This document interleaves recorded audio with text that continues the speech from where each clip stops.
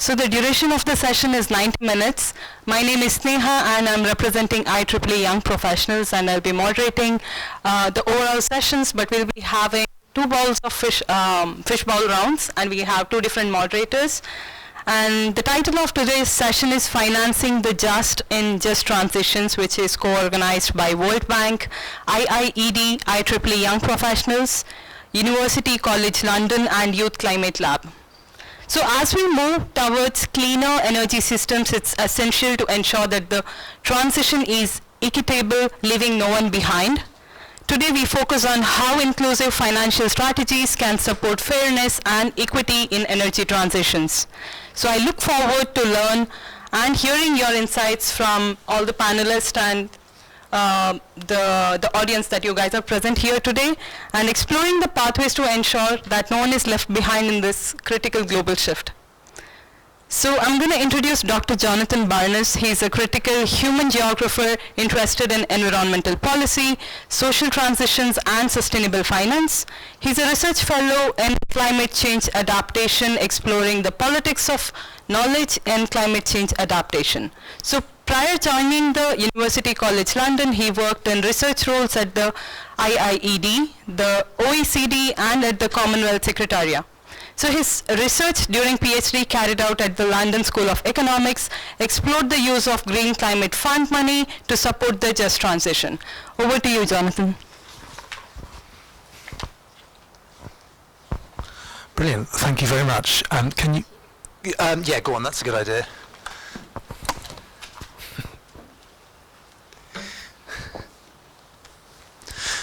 Brilliant. Thank you so much. Thanks, Sneha. Yeah, so I'm going to give us a really quick introduction to the just transition and to introduce some of the justice aspects which make it really complicated to finance. So I'm sure a lot of you already know this, but the just transition is a process which has come out of the labour movement and the United States, sort of dating back to the 1970s, and it incorporated lots of thinking and ideas from sort of racial justice as well, which was kind of movements happening at a similar time. Today, it's really become synonymous with fossil fuel transitions, and there's a lot of emphasis also on other sectors as well, to the extent that I think we can say that now people want to have just transitions for this sector, for that sector, for all of them. So it's really important for us to think about what we really mean by just transition, and as the session we're here today really focuses on justice for who. So there are three key pillars to the justice in the just transition. There could be more, but this is sort of where the literature on this currently stands. We have to think about the distributive justice, who gets what money, the allocation of monies and benefits. We have to think about procedural justice, i.e. how processes work, participation, whose voice gets to be included. And also it's vital to think about reconciliatory justice. These transitions are not starting from a point of justice. They're typically starting from grave injustices. And if we don't actually reconcile, acknowledge, address, and try to work with the victims and bring them along in transitions, then we're doomed to fail. Just incredibly quickly, an example of a just transition funding program at the moment is the South African Just Transition World Bank project, which is also being run with several big bilateral donors. The way that works is that a lot of money is being put into the South African economy to phase out coal quicker, because coal is an incredibly polluting source of power, which is totally relied upon in South Africa. As part of that, there's also a just transition sort of pot of money to fund projects to help the communities to sort of form new livelihoods, new welfare opportunities, to try to actually change the communities in South Africa. So that's the kind of thing that we're starting to see now being funded by donors. And it's great, but as you might imagine, the devil's always in the detail, and actually implementing these things is really challenging. So I've got a few minutes left, so I'll just kind of sort of flag a few really important considerations for when we are actually financing just transitions through programs like the JET-P in South Africa. The first point is almost the elephant in the room, that it's such a no-brainer to actually invest in adaptation as part of just transitions. It's an incredible opportunity. We're seeing billions and billions of dollars that are going to be spent on changing communities, changing places, changing industries. it's an incredible opportunity to start building in adaptive capacity and resilience into these future scenarios. Equally, it is and would be unthinkably stupid to build in maladaptation. So it's a great opportunity to fund adaptation. I think that another really important point is, I've already touched on this, is this reconciliation angle. I've been hearing today at D&C Days about informal sectors, displaced people. You know, it's vital that when we start thinking about allocating funds as part of just transition programs, that we don't leave anybody behind. And it's really difficult sometimes in a what is going to fundamentally be a regional kind of approach in lots of countries. It's fundamental to think about, as I just said, informal workers, informal settlements, displaced communities, etc. That's a non-negotiable really for the just transition. It will not work without that. And I think my final point is to do with ambition. I've often seen that people kind of like to bundle in a lot of things with just transition conversations. We want to have a just transition to this, to this, to this. And sometimes you turn around and you say, this is totally unrealistic, you know, you're asking for too much. And I think that it's just, I disagree with that. I think it's vital to have incredibly high ambition, to be really, really utopian in how we think about the futures. And I just say that because I think that if we have those utopian visions, then actually it's generative of new ideas, new possibilities. It'll stretch us. So whilst it's tempting to be more pragmatic and more realistic, I think that there's a big space here for utopian thinking as well. And without that, we risk sort of just locking in quite unjust transitions, or transitions which don't reach their full potential. Anyway, I've gone over time. Thank you so much, Jonathan. So I think we'll quickly move into the format of the fishbowl. I'll let Sajid explain everyone how would the format of the fishbowl be. Over to you, Sajid. Hello everyone, nice to meet you. I'm the chair of the IIED Young Professionals Climate and Sustainability Task Force. So I have a little previous experience on the first fishbowl, so I'm basing my instruction upon that. So first, I think Sneha will announce the moderator of the session. So what will happen is, moderator will come here and sit at the front, and there will be 3 of you from the outer circle joining the moderator at the beginning. And then the moderator will present the question, and they themselves will have a brief answer, some stage setting as a response to the question. And what will happen then is one of the inner circle members would respond to the question, and after responding they will stand up and go to the outer circle, and they will be replaced by someone from outer circle. So it's completely voluntary, so we encourage you to participate enthusiastically and replace the inner circle member, and then the second inner circle member will respond, and same strategy, they will stand up and go back and sit in the outer circle, and someone will replace them. So it goes on until we sort of run out of time, I think, for the session. Yeah, we have like half an hour or so, so we would like to hear from everyone. I think then you can sort of target your response to be about a little bit more than 1 minute if possible for everyone to respond. So that is the sort of the format of the fishbowl, so that like no one is left behind, so everybody can respond. So thank you. I'll hand it over to Sneha again to coordinate the session. Thank you so much, Sajid. So the moderator of our first session will be Joanne Carling. She's the executive director of the. She's part of the. So sorry.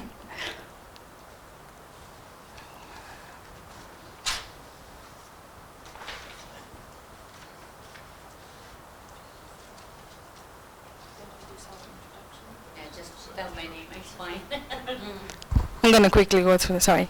So she's on indigenous activities from Cordillera with more than 20 years of working on indigenous issues from the grassroots to the international level.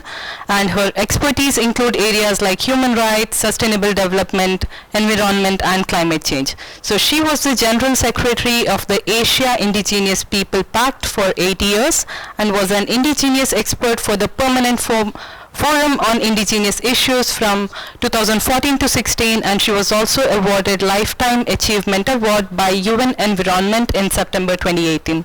Welcome, Ajawan. So would you like to please come to the center of the inner circle?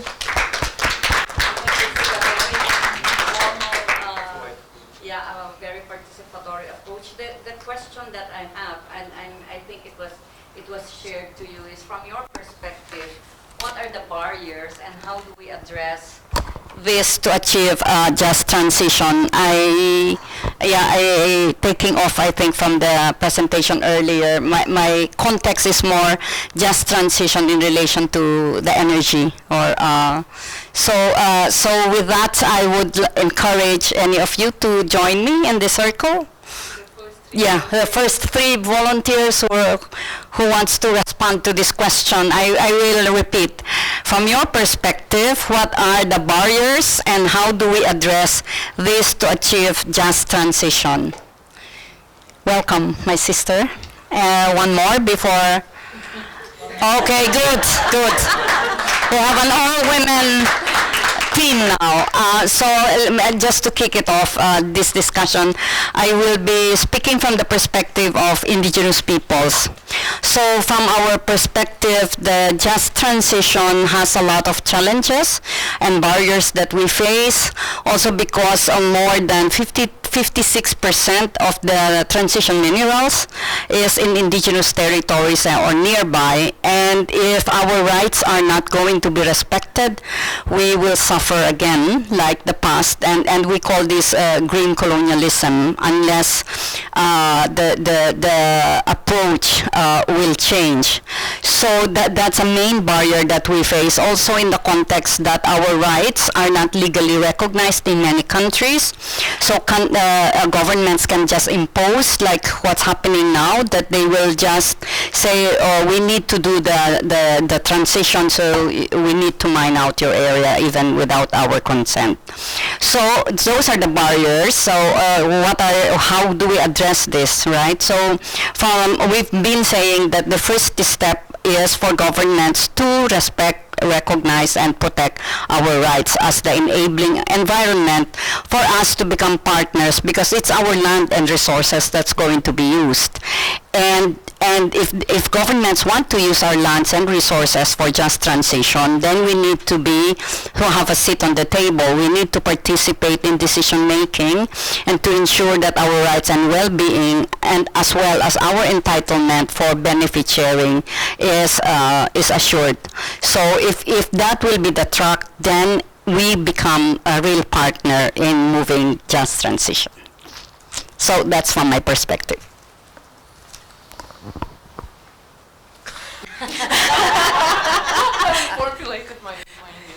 Okay. Great, thank you. So I also speak from the energy aspect of it, but also the emphasis on gender. So already there are inequalities when it comes to energy access as it stands for most of sub-Saharan Africa. And then there is this push for moving to, having just transition. And there's like a top-down approach when there are already women that are highly, and in the unpaid, there's a lot of unpaid care work.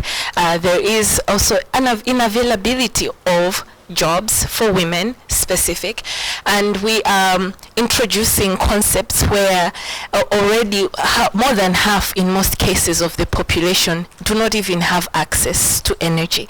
So where is this and who is it for? Who is benefiting from this?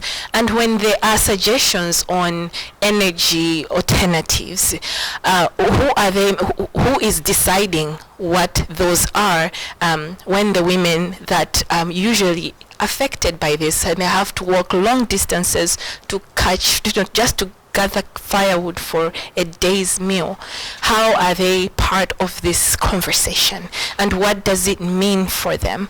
Most of the alternatives that they do present on the table are not fancy for big programs and projects that come with the aspect of energy transition. So it's like we are now putting more burden and more sort of stepping on women's rights more than they were already. So I think that concept of who decides the inclusivity, including issues of gender, already existing gender vulnerabilities within that sector, and going back to the earlier presentation, it is a lot, and everyone takes it from their angle. So listening to the women on what it is for them. But maybe what key actions are needed then to address those challenges from your perspective? What needs to be done? Easy one is to have women on the table. When there is conversation on energy transition, we need to prioritize what women are saying from all sectors. Most of this conversation is quite top-down, and we would really love to shift that to have more women-led, community-led alternatives to energy. But also, if number two, this could really benefit those who it's intended for, and not really continuing perpetrating a system that is bringing more inequality, especially for gender. Thank you. So what I would like to refer to is basically coming from the situation that Azerbaijan, I'm from Azerbaijan, from local, and we came out of 30 years of the conflict just a couple of years ago. And finally, our refugees, they have the access back now to the lands that were basically taken away from them. And now after 30 years, when they're actually returning to their places, they have the rights, they have all sorts of abilities to return. However, the government is deciding in the moment that the refugees cannot really come back like straight away, but they would rather develop those territories and use those territories to shift from the oil and gas perspective of Azerbaijan to more of like a renewable energy. All this is, although this is very great opportunities, of course. However, those lands where these refugees have been living for 30 years ago, they will be taking for installations of the solar panels, wind generation, and actually gold mines as well. So, inclusion of those refugees who haven't been attending these places for 30 years. This has been they have been refugees for 30 years. It has been a big stress for them for their living and stuff. But now having this agenda of returning to places where their houses were, and not being able to kind of live the way they want, and not being able to have access to those, profits of the gold mines, and actually maybe this green energy will be diverted for other purposes, like for lighting up the oil rigs, oil platforms, for reduction of scope 2 emissions. They will not have like the access to the energy. So inclusion of refugees of Azerbaijan to this discussion will be, of course, more efficient, and they have all the rights to decide for their lands because they've been living there for whole of their year. May I ask you how many refugees? 1 million. Wow. Yep. Thank you. That's great. So. Yeah, so hello everyone, I'm here, I'm Yuhanjin Sicily, together with my team here from the IIED Young Professional. So actually today, as a young professional myself, I'm doing my PhD in Energy Innovation Governance. I would like to mention a little bit about two aspects in terms of the action towards this just transition. The first one is about intergenerational justice or intergenerational perspective. This currently, there are thousands of world-class university and also institute that can have the agency or the tools to help us. But the thing is just how you mobilize or how you connect those dots out and to let them really create a self-sufficient platform where people or the young people, they can get the technology and also the point and the support that they need. So this is about like how the intergenerational trust to be, but more important, I think it is about how we think about the future generation, because especially for the energy transition, there is a critical point about the materials that we need to manufacturing the renewable energy. It's not come out of nothing. It come out of the critical minerals, and some of the material they're sourcing from the like deep sea mining. They are creating the global inequality, especially in the developing economies, and there are a lot of like need labor force and also need water sources. So this creates kind of like intergenerational injustice, which could pave the way forward to hamper the success of the justice transition. And the second point I want to make is about today, when we are thinking about how to accelerate the energy transition, we often think about like using the frontier technology, like the breakthrough, like AI, or even the fusion energy, something like that. But I think there is one point, like from the current young generation, where we are coming to this new world, like with the booming of information, we might like let those frontier technology hamper our own envision that could really affect our way of envisioning a future technology, a future climate strategy that is really, really efficient. So there is a way that we often think those frontier technology as an external tools, but there will be a way that we let the policy and regulate and also the young professionals community work to endogenize those frontier technologies and to really help a more inclusive and healthy and efficient energy transition. So this is my point, and thank you so much. I'll give the floor to you. I'm Helen.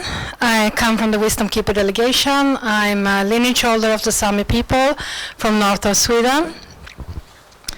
And when it comes to this, when we talk about justice, as you mentioned, we are facing the green colonialism up in the north, and how can we adapt that? How can we work with that? What we see is that we need to find a way of understanding that the land that we're holding there is holding us as humanity. And when we extract the land, it affects our health, it affects our communities, it affects the common generation. And how do we find justice in that? There's many questions around that when we look at it. And when, like me as who I am, I lost my village, my home to the mining. And how can you continue work? How can you find solution when it comes to climate justice? How can it come to justice when it comes to finance? I think we need to change the language. We need to change the deeply listening. How are we listening to each other? How are we interacting? And how can we build this bridge together? But we need also to remember that the indigenous knowledge is that we all have, is our ancestry. And they have been holding us for centuries back. So I think it's important to respect that and to implement that in today's work we do. Thank you. So we have last 5 more minutes so that we can wrap up the first round of the critical. We have some key points that we are going to inform at the end of the first round. Well, thank you. I'm Jocabet from Cunadule people in Panama.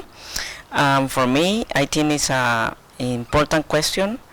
I think we have to understand a lot of things, but one of the things is about self-determination for indigenous people, how we can live a life in our community. Another thing I think is important is an epistemological approach, because many of the time we are talking about just transition, but when we are talking with my community or other indigenous community, we understand other things in our language. And then many of the time it's not really a just conversation, because the concept about just transition in our language is not exist. And then the other thing is how we can problematize this concept in indigenous perspectives, indigenous language, and that's part of the human rights. I think when we're talking about reparation, it's important to deep more in this point, because the reparation is not only economical and reparation. It's about spiritual, it's about culture, it's about identity. And then I was thinking more about how we can have this conversation more deep and not only to be in a finances topic. I think that's important, but it's important when we are talking about just transition, talking more about these kind of points. Anyone else? Can we still have one or two? Yes? One or two more? Please go. Okay, thank you for this session. And I think I was just asking myself whether this just transition is actually a very dangerous utopia, to use your language. And I say this because I think sometimes we discuss this as if there's no background to this. I'm looking at Africa where I think, like my sister was saying, unemployment is very high. Even those dirty jobs we don't have. So when you are transitioning to new jobs and cleaner jobs, which are those jobs? We don't even have those jobs. I've heard, for example, just transition also taking a very dangerous turn where I'm saying move away from meat because methane and all that, as you know. And I'm wondering, what does that mean to Africa, which is highly malnourished? Just this year we had 228 million Africans who were starving. So sometimes I really wonder whether we really think we are able to contextualize this problem enough so that we start engaging from that point of reality. And I think sometimes this conversation, I think it lacks that reality. Thirdly, I'm also looking at just transition as something which can only happen or should happen when we see those that are most able taking that route. And what do we see? We're seeing developed countries who are preaching to just transition to developing countries, but they themselves are not transiting. So in the end of the day, the question that we're asking ourselves is this thing real? Is this thing just to keep Africa and developing countries poor? Because those that are able, for example, if they're not transitioning, it actually sends a message without telling them that this thing is perhaps has a different agenda altogether. You should listen to just transition negotiations, then you appreciate this. So those that are able, I think they need to start moving in that direction to show that this thing is real and this thing can work. I also think the other aspect that is a barrier is that I think when it comes to just transition, especially when it comes to money that is invested in this, we focus a lot on those that are giving the money than those, for example, that are going to use that money to implement. And I think that's the point which my sister was also making. And what do I mean by that? For example, all the just transition resources from World Bank and most of these multilateral financing institutions come with a lot of conditionalities that are quite oblivious of the situations on the ground. And I think we would do better to engage developing countries, especially those that are dependent on developed countries to implement this just transition. Because in the end of the day, if they don't cooperate, this just transition may not be coming. Because in my view, I feel like if we're going to win this climate issue, the solutions are actually in developing countries because their economies are still not yet locked up. But if we continue to seem to be playing double standards, we've been crying for climate finance for quite some time and it doesn't come. Now, today we're talking about just transition financing. Is it going to come? So those are very critical questions that most of us have in developing countries, and I think they're very huge barriers. Thank you. Okay. Anyone else who wants to join this conversation here? Any one of you? Any other perspectives? Yeah. Okay. Yeah. Quick.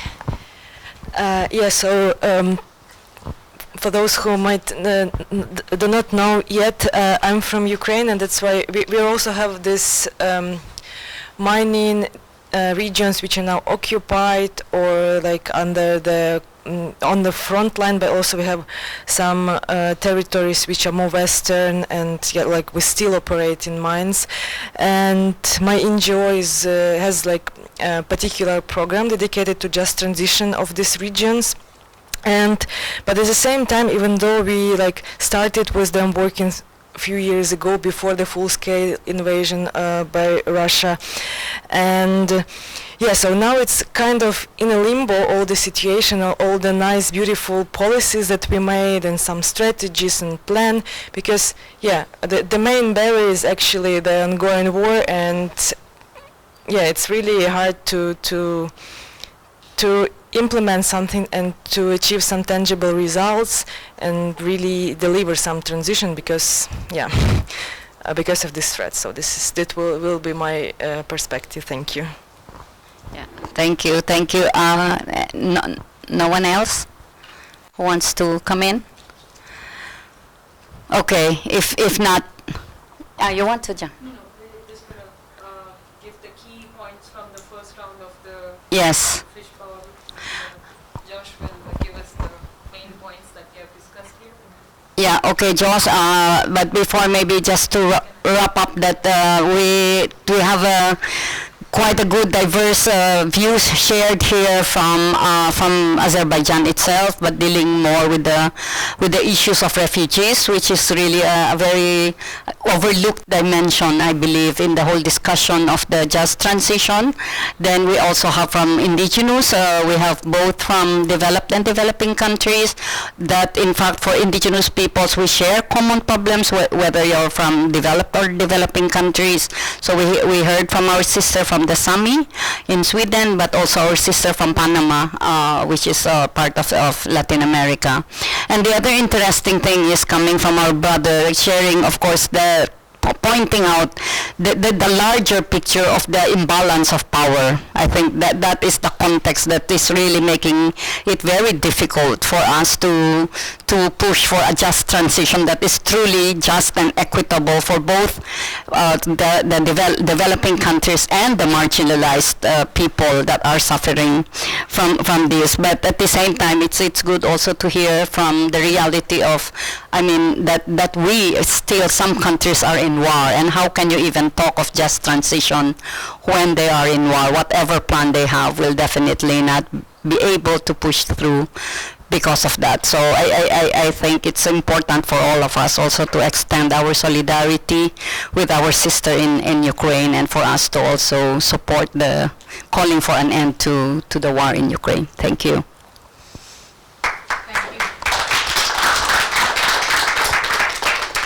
Thank you so much, Joanne, for moderating the session. Josh, would you like to Highlight some few points? Yeah, for sure. So as I've been going through, a couple of words really stood out for me in these dialogues, which was context, context, context. So it's the way in which we contextualize and talk about the just transition. So be this from language accessibility, and not only in the actual dialogue and the discussions and factoring in where we're having these, because clearly there's stark differences in the way just transition is discussed and understood. So fundamentally with indigenous communities versus those working in the finance sector, working versus those sort of in more economically developed context, less economic, there's stark differences in language from the fundamental way in which we talk about it to the way in which it's engaged. Likewise as well, this extends also to the indigenous knowledge and the need for intergenerational dialogues as well. This was really being drawn out from the dialogue that we've had here today. The need to have more inclusive, well-rounded conversations drawing out from the just transition as well. Another factor that came up, even though we were talking about this in the context of climate finance, interestingly, it came back to energy an awful lot of time. Energy access, energy affordability. I'm a little bit biased. I'm global focal point for SDG 7, so hearing energy in a room always sparks my imagination, but I'll keep out of that. And then again, there was the need for to really situation, the situational nature of the just transition itself and where we are talking about it and the delivery of it as well. So it's not always about talking about jobs and skills and the way in which that we factor it in the long term, but also considering the fundamental issue itself of, we're talking about a just transition, but we've not factored in where the start point is, where these jobs are that we are transitioning to, because we don't always have the jobs to begin with in the first instance to talk about this transition. There's a lot of points, and I've just tried to do my best to understand it. There's massive amounts here Also the need for more diversified perspectives, including women within dialogues, ensuring that people have seats at the table to fully engage in these conversations. You know, we covered the whole spectrum of sort of just transition issues and the barriers to actually accessing it. Thank you so much once again, Josh and Joanne, for coordinating this first round of Fishbowl. This has been very, we got some very important points that we need to concentrate on. And so moving on to the second round, Corey will be our moderator. She's from Youth Climate Lab, and I'll let Sajid introduce her. Hello everyone again. Thank you, John, for the excellent session. So we are now moving from the first fishbowl to the second one in the similar format. And I want to introduce you another exciting personality who has been working in the Youth Climate Lab, which is a very exciting youth-led process that has been there for a while. And Corey is the executive director, and she creates the organization strategy, ensures equity is integrated and practiced in all facets of YCL's work, and builds relationships to expand the impact of the work of the organization. And her academic background, she graduated with the first class honors degree in international development and economics from Dalhousie University with certificates in intercultural communication and indigenous studies. And she has worked in the non-profit sphere since 2017 with a focus on finance, operations, and business development for youth-focused organizations like Youth Climate Lab. Her passions revolve around climate justice, food security, LGBTQ plus social justice, and mental health, and empowering, supporting youth to be change makers in their communities. So I welcome Corey to moderate the second fishbowl session.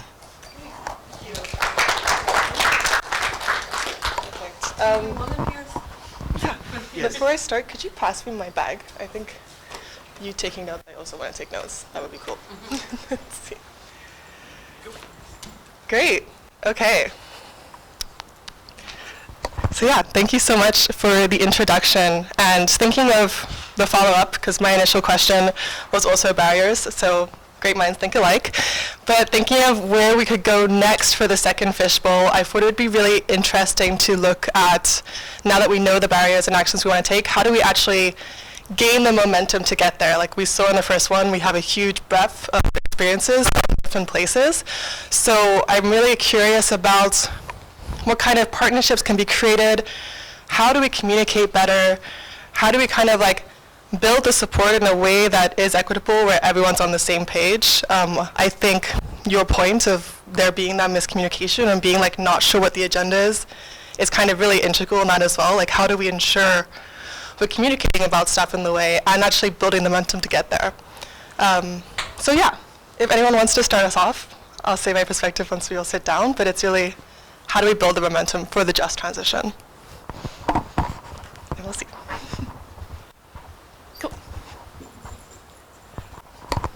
I can also just start talking, that's fine.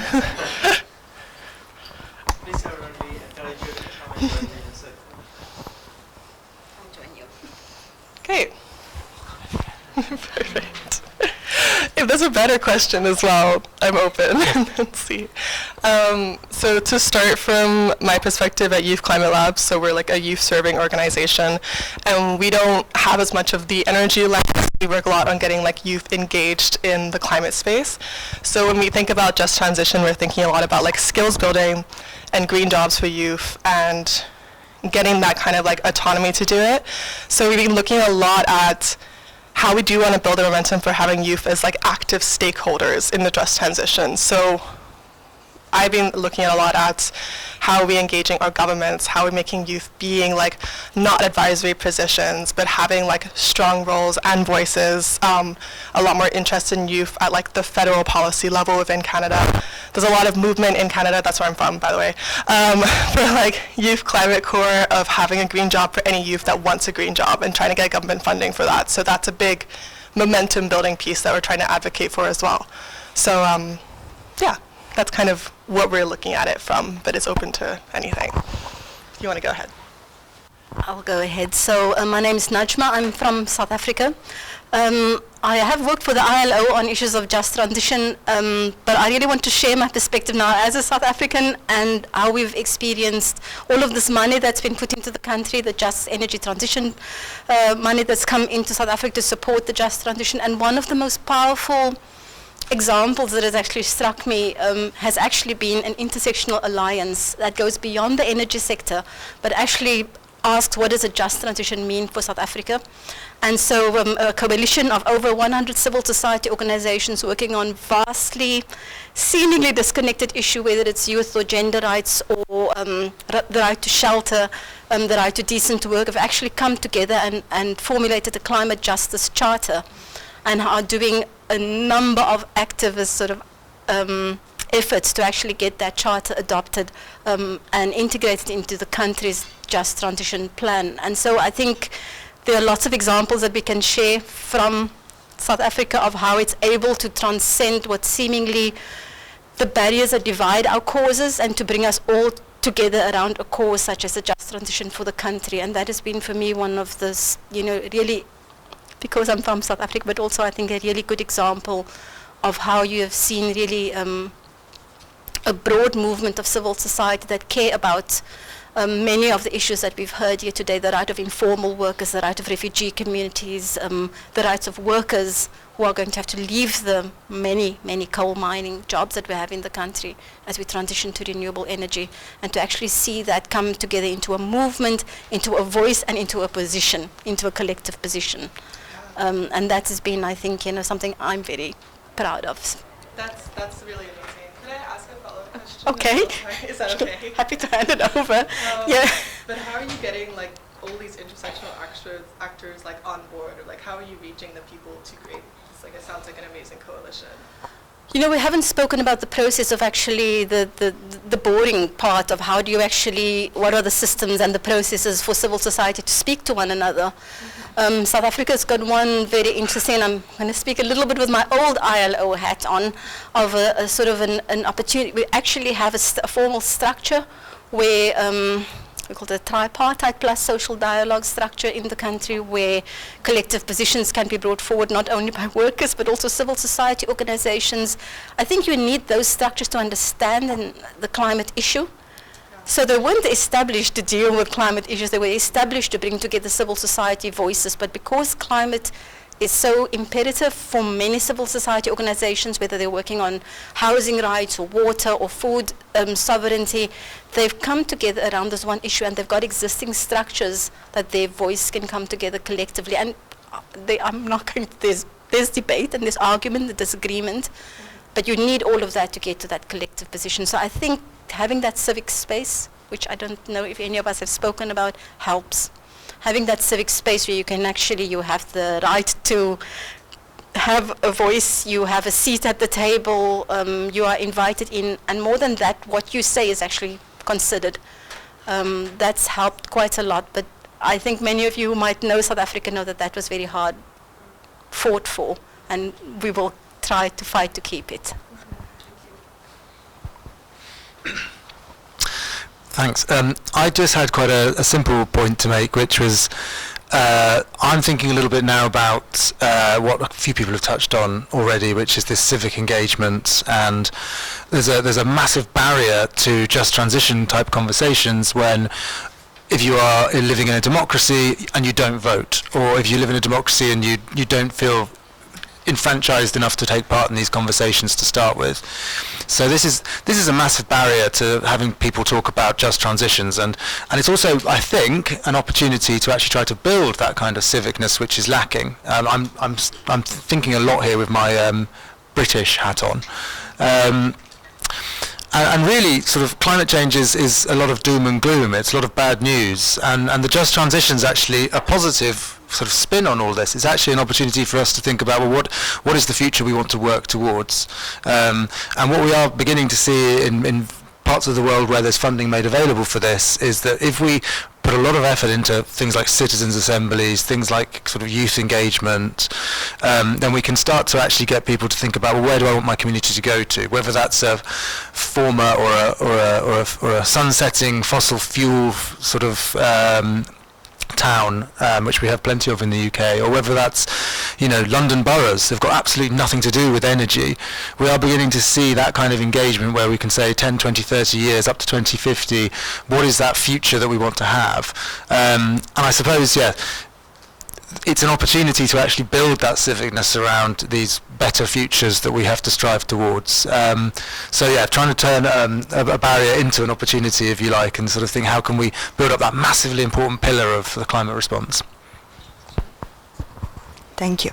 Well, all these stories are very inspiring, and I'm going to come from the tech sector, so I'm going to bring a more pragmatical perspective to all of this, because starting from what he was talking about, civic engagement, that's possible if we can quantify and put on a plan all the voices that we are hearing in this room. If the impact that we can have on these people's lives cannot be quantified through data, and the government as well as local people cannot sit around the same table and plan the future together, I think we're going to be stuck. Every year we all attend probably 2-3 big meetings like COP, and the conversations keep being the same over and over. And so my little contribution to this wants to be just more to advocate not only for having a seat at the table, but really to have data that can speak about the reality that we want to see. A couple of years ago, we have done work with the Giga Project, and the Giga Project's mission is to bring internet to 40 million schools all around the world. And what was an internet project, we were able to turn it into a local empowerment type of work, because it turned out to be an energy problem, so the local utilities were on board.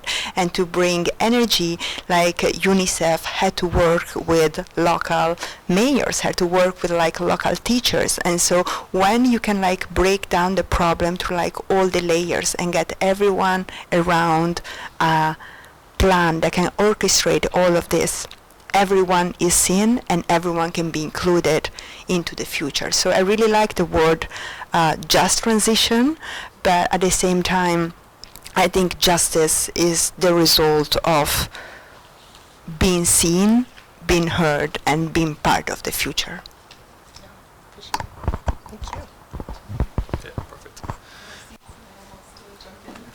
It's very lonely up here if anyone wants to come be here.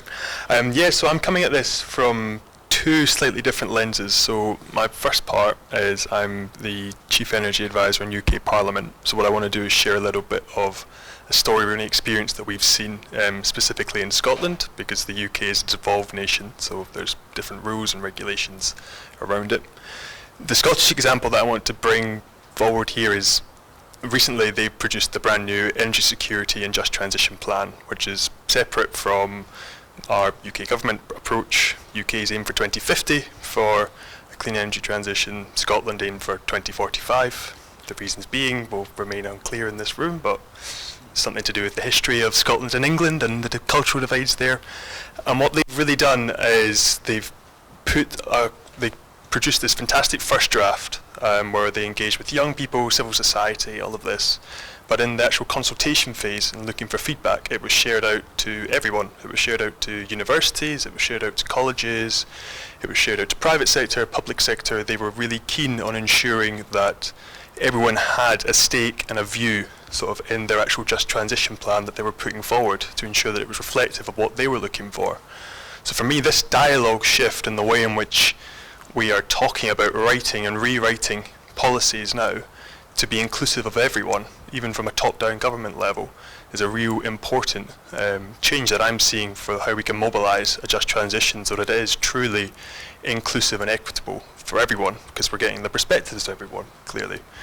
The second point I want to bring is my youth lens and youth hat here. So we actually work closely with Kate Ashwood in your organisation and Student Energy and fantastic teams across the world. And our job is to connect young people to the UN and UN bodies.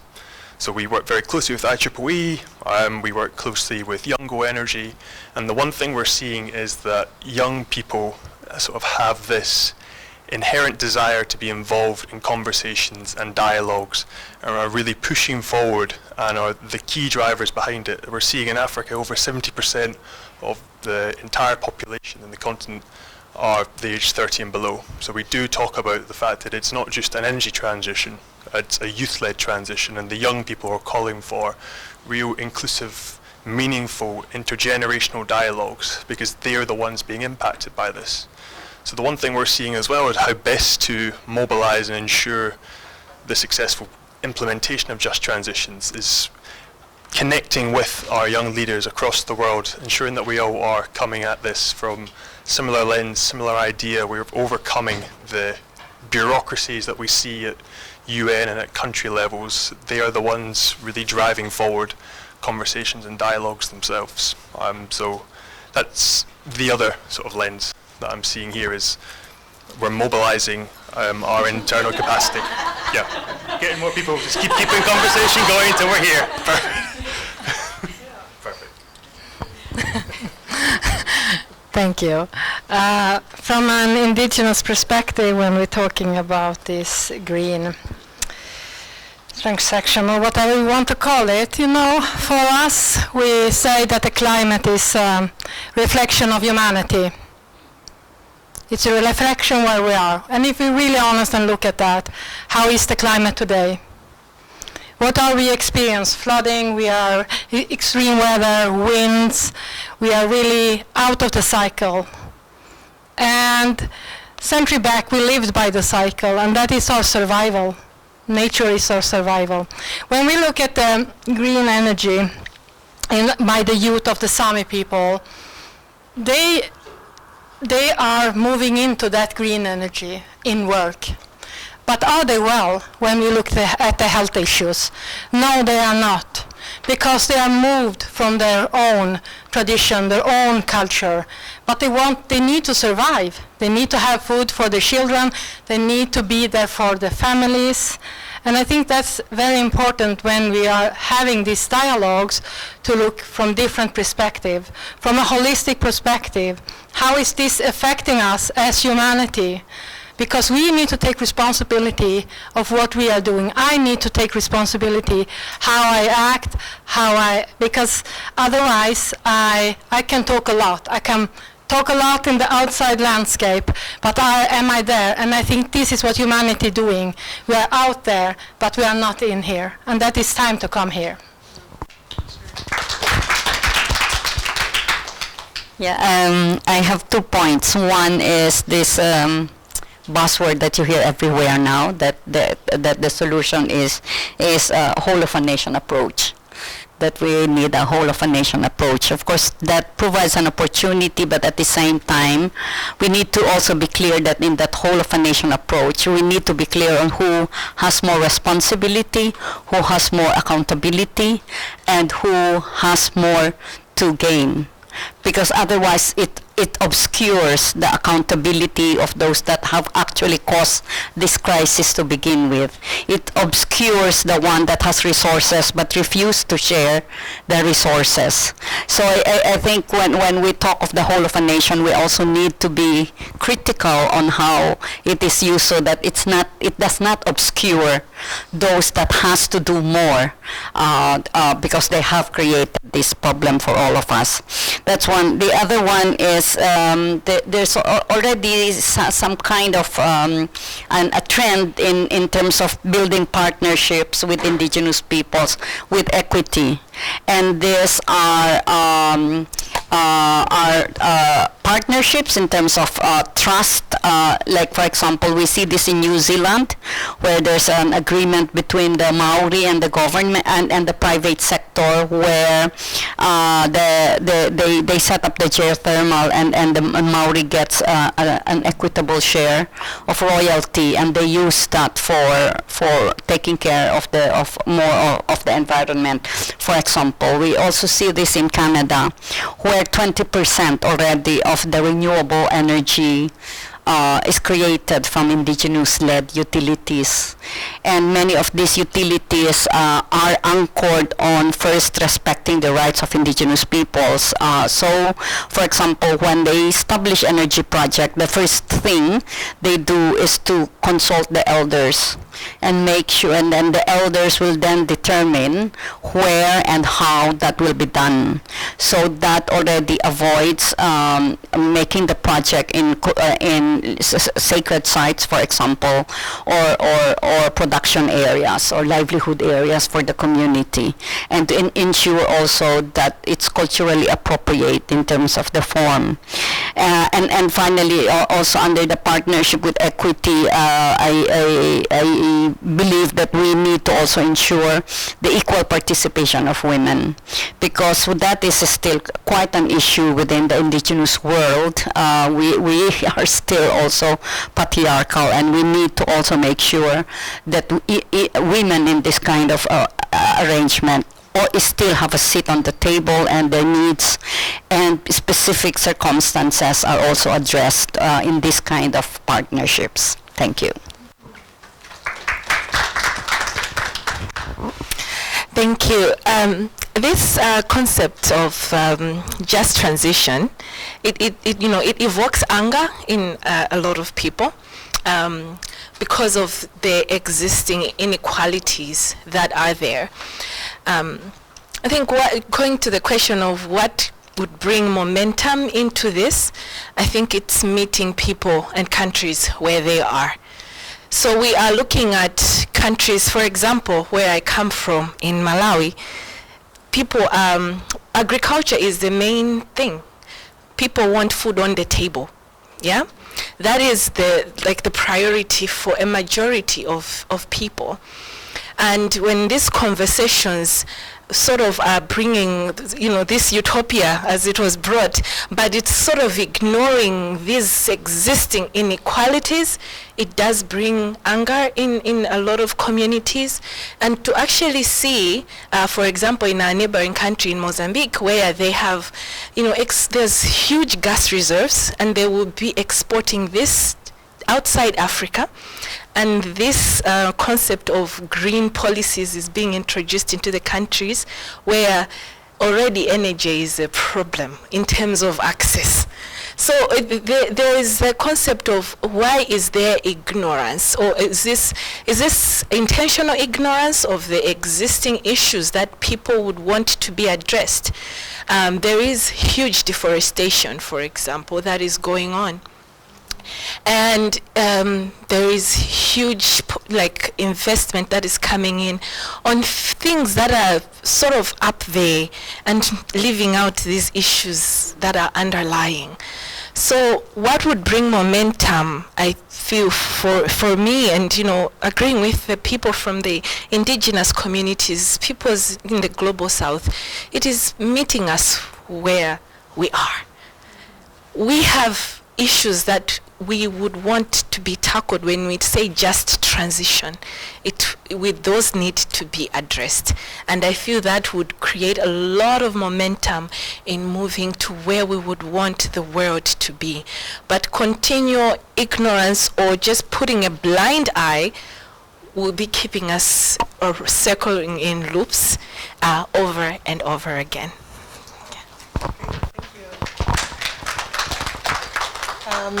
I don't know how much time we have left. A little bit. Great. So what could be interesting if anyone wants to come in. I thought that was a really interesting point you're making and so poignant. If anyone has any ideas of where people where are you in your country? What are the work you're doing? Where is your government feeling? Are there those disconnects? That would be really interesting to hear about as well. Or yeah, I would say that would be good. Or are there other partnerships or radical collaborations that could be done that aren't being done? I think that could also be an interesting one to look at, considering the intersectional coalitions and the engaging different stakeholders part. Yeah, if anyone has any ideas around that or something completely different, you can hop in the fishbowl and see.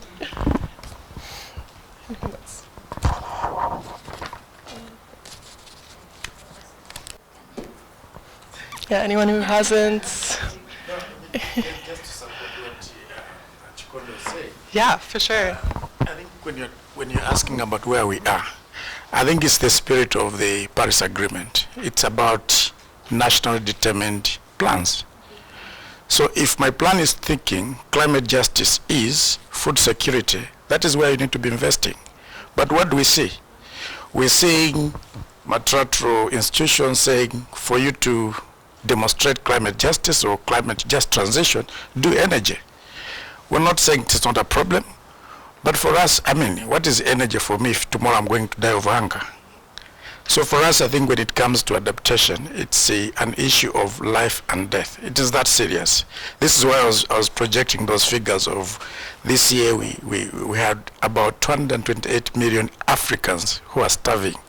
I don't think there's another continent that can quote unquote boast of those numbers. We're talking of stunting, which is as high as 25%. And what does that mean to the future generations? These are the people that are going to earn 25% less because they're stunted.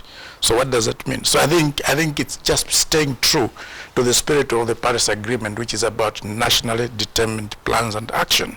And I think I see quite a lot of divergence to that. And the reason being is because we've created this thing of saying we need to align ourselves with what the donors are saying, where the money is coming from. And I always ask myself, who are the donors? And why are they donors? Do we ask ourselves that question? How did they become donors? Do we know how they became donors? You know, right? Absolutely. Now, this is where I think sometimes we push under the carpet the idea of reparations, because we don't want to rub the wrong way of the donors, the colonizers, because some of them are still pulling the strings. And I think we need to bring that discussion to the fore. And I'll end with this. And in 20, I don't know what, but my friend from Malawi, she's from Malawi, I'm from Malawi, and when I left my job, she took my job.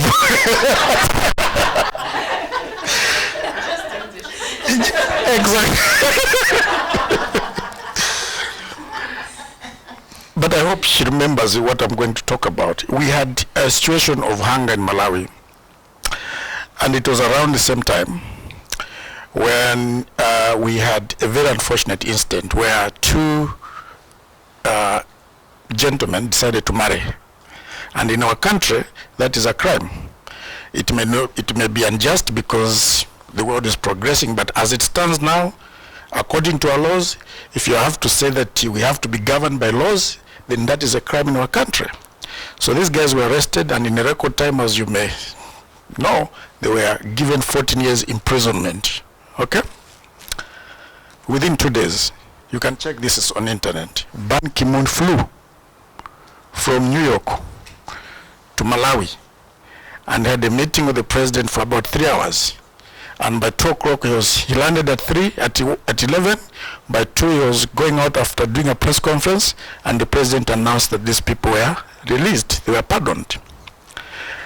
I'm not trying to cast aspersions, but that year we had the most severe hunger in our country. But what moved Ban Ki-moon all the way from where he was this issue. It could be an issue, it may not be an issue, that's not a debate. But the issue is, when it comes, for example, how much difference this was going to make if Ban Ki-moon made a statement around government investing resources into climate, smart agriculture, and all that kind of thing. But he flew in on this thing. So, to our point, we need to meet where people are, because that's what generates confidence. If you are meeting people up there, I mean, some of the things, for example, that we're grappling with, and maybe even climate finance denied us of, these are the same issues that you also grappled with before you transitioned, before you became developed, if you see what I mean. So there's an element of patience that needs to be applied to developing countries. And I wish to say this, and I'll end with this. I hear that next year, I don't know by what date, the United States of America will be 250 years old. Right? You've heard of that. You can do your maths, but that's what has been said. Most of our countries, African countries, maybe the oldest, it could be 70 years old. Some of the problems that we're grappling with, you're denying us climate finance because there's corruption, there's all that. You grappled with the same problems at some point, but you're now 250 years old. You've built the systems and all that. So I'm not saying we need to condone that, but the point I'm making is there's quite a lot that is still needs to be built into the process before we can get where you are. And I think for me, the level of patience would actually demonstrate climate justice, but also just transition. Thank you. For sure. Yeah.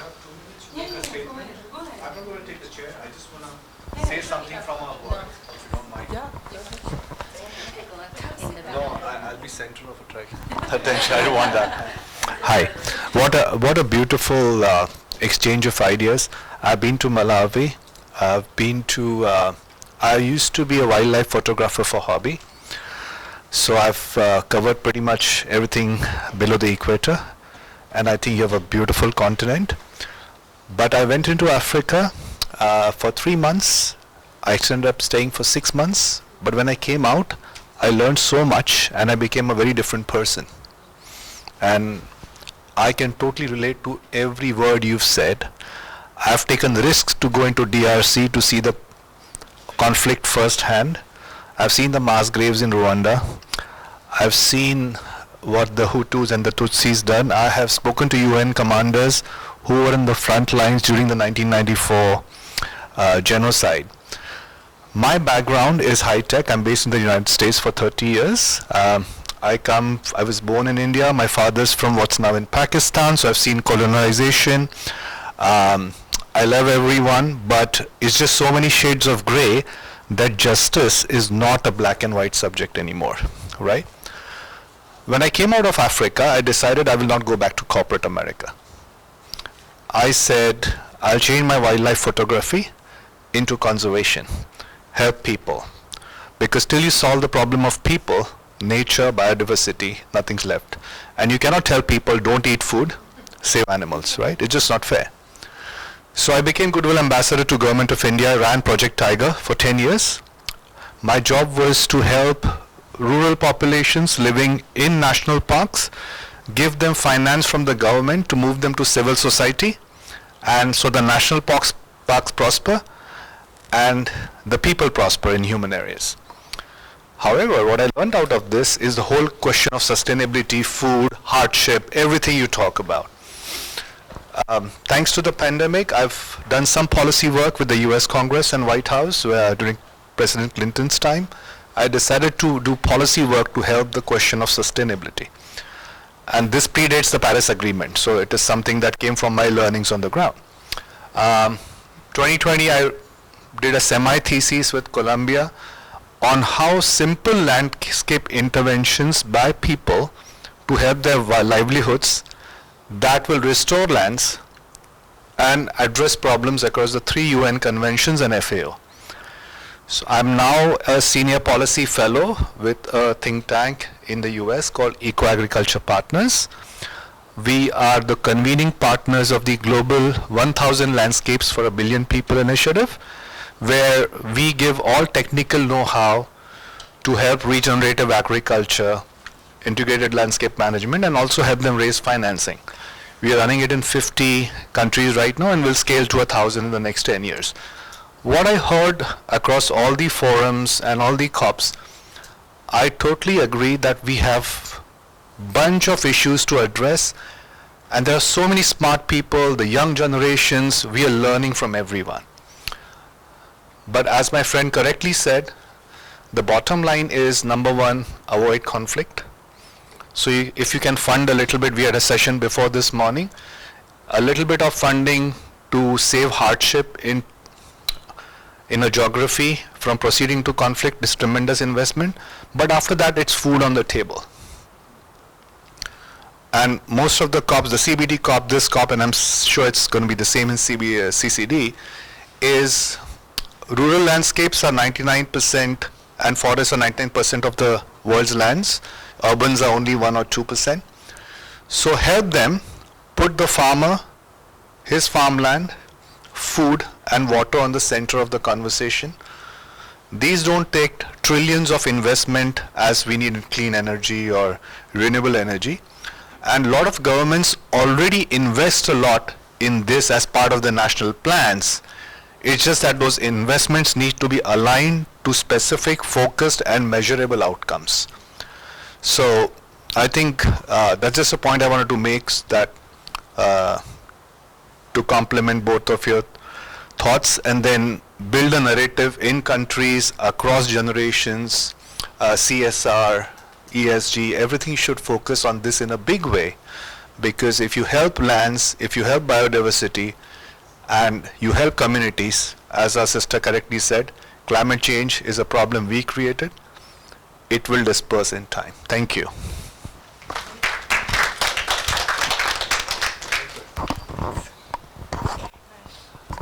Eileen.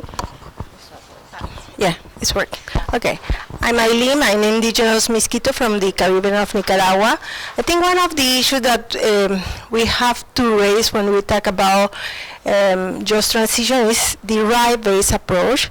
Indigenous people have discussed this a lot because, and I think my sister already brings some of this issue here. One of the important issues when we talk about partnership is to have an intercultural dialogue. And I think we still, in this partnership, they're still lacking of a really intercultural dialogue because we are still working with this colonialist system of work. We are living in this. So we still need to break that colonialist idea of who is the donor and we are the beneficiaries, and that's why indigenous people are raising that we need to be partners in the entire process, but partnership have to be real, because we have been working with different organizations of the CSO and really are great allies, but then you can see that still these colonialist ideas in how we have to approach the work to the communities, or even like us that we already went to the university, we know about the climate negotiation globally, we have been following for years, still we are in a disadvantaged space. So I think effective and active participation is important. And when we talk about just transition, is how we're going to be included in the governance system of all this process. It's not only to be included in one project, it's to be included in a more long-term process around the world. And that's my point. Thank you. Great. Go ahead. Yeah, this has been really, really interesting. I want to give a couple of messages. One's really positive. I've been working on climate change since the early 90s. I've been arrested, I've been beaten up, I've been in all kinds of situations, I've been all over the world on it. And if you knew how far this conversation has come, particularly in the last 10 years, you'd be so optimistic. In 2009 at Copenhagen, it was one of the most depressing COPs I've ever been to. It was horrible. I work on food. I work on food and agriculture. I come from a farming family. And I was probably one of about 4 people working on food, and we were just seen as the weirdos there. Smallholder rights weren't discussed. Just transition, no, nowhere near on the agenda. Indigenous rights, a few people were talking about it, wasn't really there. So I think you've got to really try and take some positivity out of the fact that this has come on so far. The rise of youth is so inspirational, and I'm really excited. I have a 10-year-old and an 8-year-old, and they're the next youth champions, hopefully, as well. So I'm just saying there's a movement happening, not fast enough, really, but it's really, really exciting. So I think that's one thing I want to take away. One of your points was about donors and reparations, exactly right. But don't forget, some of the biggest donors are corporates. So Bezos, Gates, Tata. They're not countries, but we need to shape them, and they're shaping the agenda massively at the moment around this. And they try to deny they're not. They say they're responding, but you look at Gates, one of the biggest donors to climate change for charities and others around the world, and he's built his back on consumption, and that's everyone's consumption when you look at. So there's a need to look beyond governments and look at the role of the corporates. And that's why I'm here to talk about the story we have for my organisation. I'm working at the moment for Rainforest Alliance. And we started off purely as a certification organisation, looking at crops like cocoa, tea, bananas, spices, etc. And it was originally about helping farmers, and it's still about helping farmers. We work with 7.5 million smallholder farmers in the tropical forest zone around the world.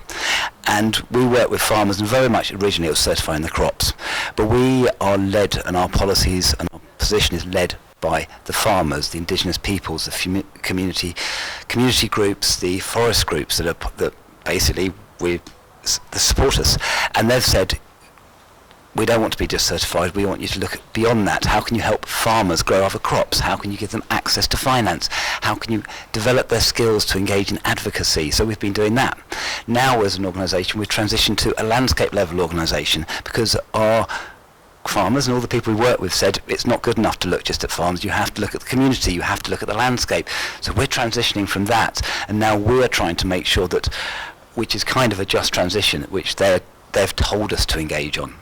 So we are responding to that. And what we're doing now is trying to get the funding from say USAID or from governments, from corporates and from certified products to these people to respond to the programs that they want us to do. We will only apply for funding, say, of USAID if they tell us it's what they want in Guatemala or in Ghana or in Indonesia. So it's been really inspiring to do it, because to work for an organisation that's so well known, that's actually taking its orders from the bottom up, is really, really nice. And our biggest challenge, though, is around some of the products we certify are coffee, chocolate, and the challenge is people don't want to pay more for that. People in England and other countries don't want to pay more for that, and they still think these are infinite. That these are luxury goods that now people eat 2-3 times a day, they drink 2 or 3 times a day, and it's a finite world. And we're having a challenge of how can you talk to the people around their choices, how their choices have an impact and fund for good, but their choices are not infinite, because we're not in an infinite world. Thank you so much. Great. I think that's all we had time for. Okay, great. Thank you so much for all of your thoughts and insights. It was great to hear, and I'm super excited to hear about the summary, and conscious of time for it. Jim, pass this over. Thank you. So thank you for this very wonderful visual. And actually, I have summarized, sorry for my bad writing, but this is some key point that just now we have mentioned. So I have there are 3 key things about the momentum, partnership, community, or communication that we need to aim for. So first of all, I think the most important thing is also the very beginning thing is the perception, because many of you talk from different angle, like indigenous and founding or different region, but if most important thing is about how you shape your perception into the energy transition, because just as one of the gentlemen say, because not many people they know what is really the energy for them.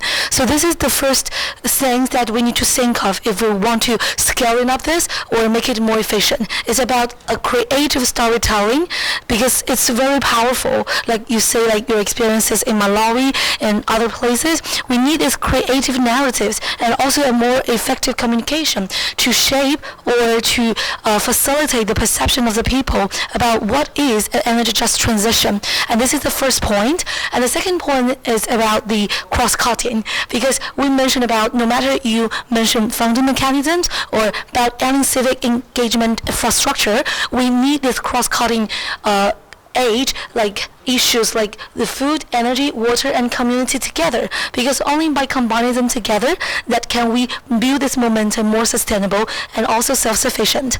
And also we mentioned about, so here the communication, I have divided into 2 types of communication, which will be very important. So first of all, it is within the community. So regard to the social science, there will be the bonding or bridging social capital, which you talk with your neighbor, you talk with your peers of the worker that you work with. This is about the community. This is more kind of with our people that we trust, we build the trust, but also we need the vertical communication from the top-down level, from different intergovernmental process, from the government and from the regional and to the local. So this is where they build the synergies between the just energy transition, and to make the momentum can be traced back or can have a more clear or transparency for us to revisit when we want to scaling it up.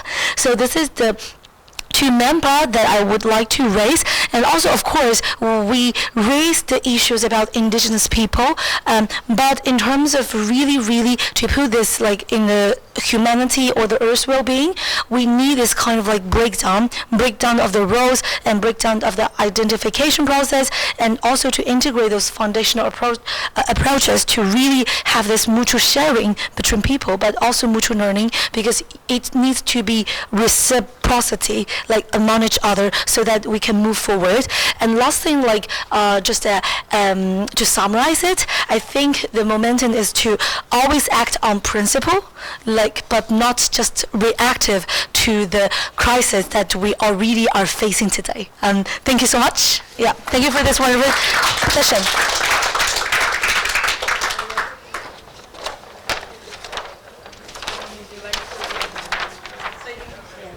Just to end the session, we'll invite Jonathan to just summarize the points from the round 1 and the round 2 of the fishbowl. What would you like to add? Okay. To be honest, I think I might take my privileges to slightly reframe the brief here, because we've just had incredible summaries by our two rapporteurs who did an amazing job of actually capturing, and they've both actually got wonderful handwriting as well. So I'm not, you really do. So I'm not going to repeat what they said. Instead, I guess what I'll try and do is sort of take a step back and think a little bit about what we've heard, we're not going to come up with great answers and great solutions here, because this is such a tricky issue. So just a couple of like top line points, and then we can all go and enjoy the reception. But yeah, is it ever just to impose something on somebody else? I think we're probably all in agreement here, because we're at COP, that if you've signed up to the Paris Agreement, then we have agreed as societies that we are going to have to make difficult decisions about energy. We should be looking for rapid phase out of coal, rapid phase out of fossil fuels. So if we take that as a starting point, which I think we have to, then yeah, we are going to force certain communities to stop using fossil fuels. And now I'm sure lots of us are aware that that is considered to be unjust by people who live and benefit from fossil fuels, even if they live in unthinkably like dangerous conditions in terms of their respiratory health, living in coal towns, being very, very precariously employed in these sectors. For these people, they think it's an injustice to not be allowed to use their coal. So this is kind of the starting point where we are, and it's such a thorny issue. And what I think was a great outcome from this conversation was, I won't say pushback, but a bit of a reality check for some of this just transition conversation. It's not a silver bullet. It's not some sort of magic solution. Maybe utopian thinking is not totally helpful, because we need to be more realistic about some of these ideas.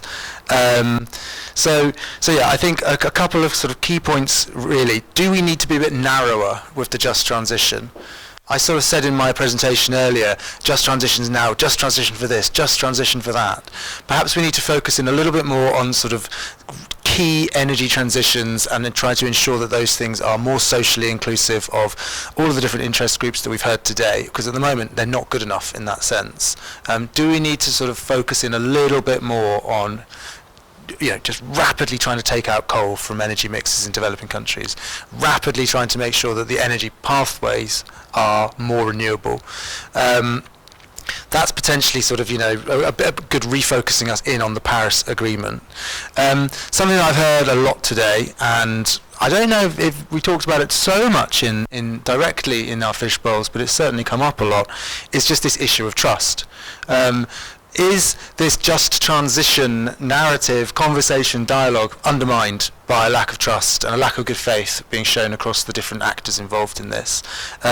We've heard a lot about how we need to have more Indigenous peoples' voices, more youth voices, more gender voices, etc., etc.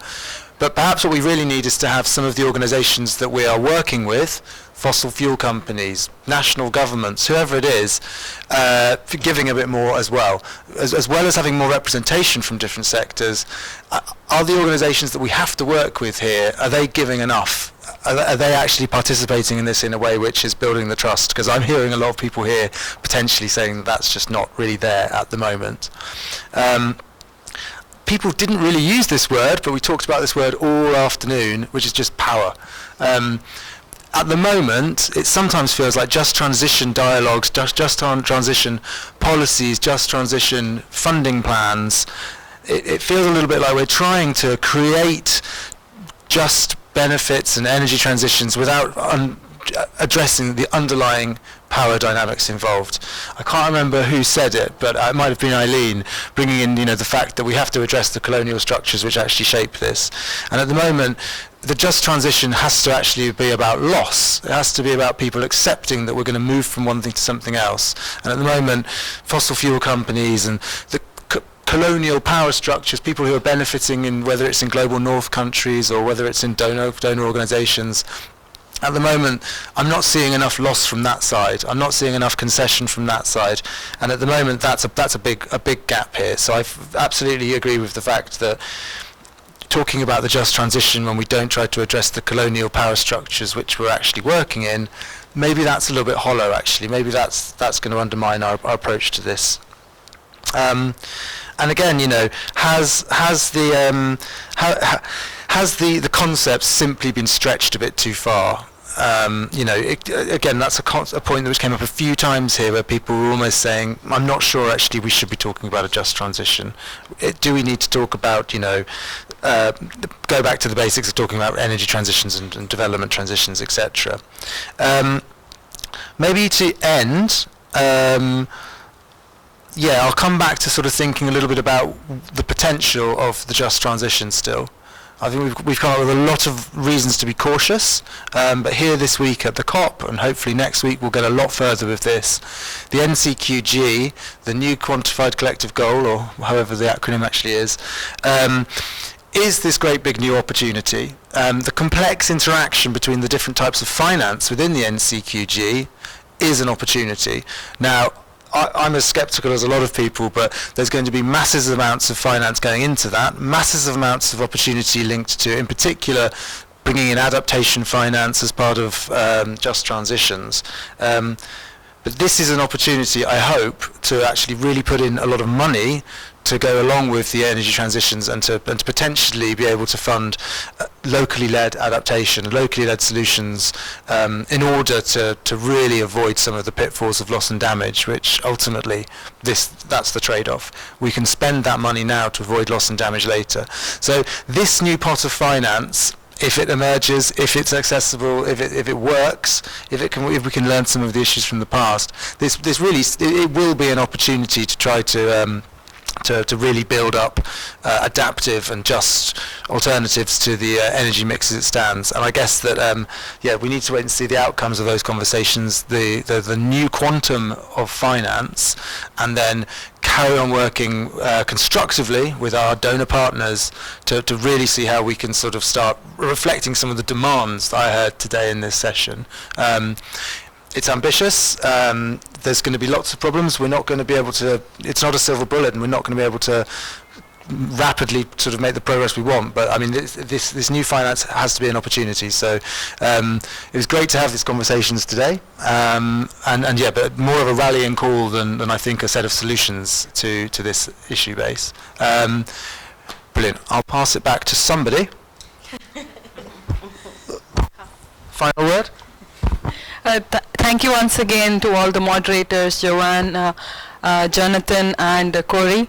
And we had a great session. We saw that so many points and outcomes from these two sessions.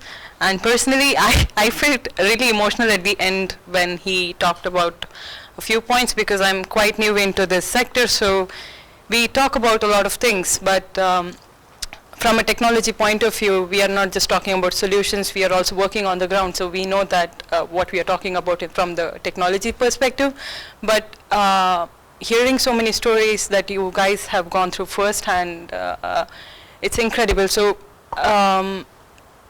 it gives me a little bit of hope that I was just telling him yesterday that we keep talking about the same points again, every COP, that we need to do that, we need to do this, you need to give opportunities for the youth. Then he's like, you need to keep pushing. And when you said that, if you compare, I don't know, from 2009 to here, we have come a very long way. So that gives me some hope that there is still hope, and we can reach there. And thank you so much for sharing all the experience that today, and I hope that maybe if we have the next session of the fishbowl, we can come with some perspective that we did it all together, and we all need to hang in there, and we'll do it. Thank you so much once again.